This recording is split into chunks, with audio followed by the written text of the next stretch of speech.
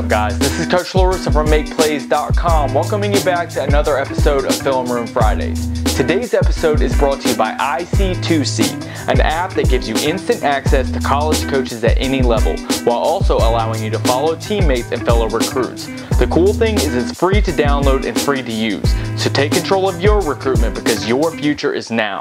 Download IC2C in the App Store today and join the movement student athletes everywhere are becoming a part of. Now in today's breakdown, we're going to take a look at 5-star wing and Kentucky commit Kevin Knox. Big Blue Nation is at it again, but this year it's slightly different than last. This year they have an exact fit for each position.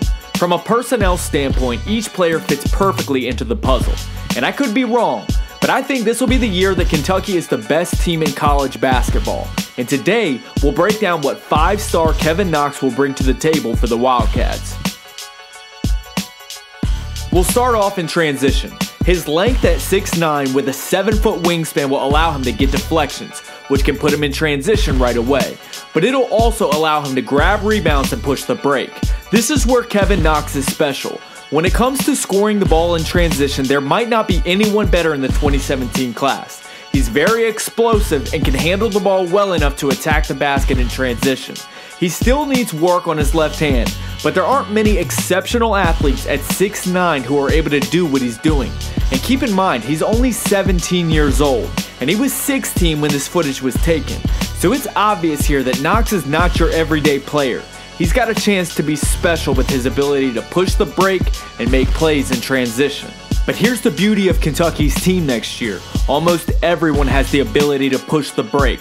So when Knox doesn't rebound the ball, he can fill the lanes ahead. And this is where he's even more difficult to stop.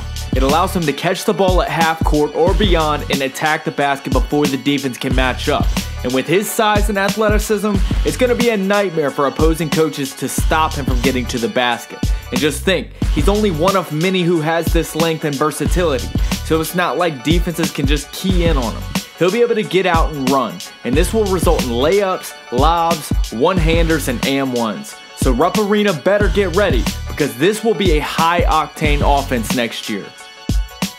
Now we'll take it to the half court. In the dribble drive 4-out offense, Knox will get dribble handoffs resulting in downhill drives. But as his teammates attack, he'll also be a major threat moving without the ball.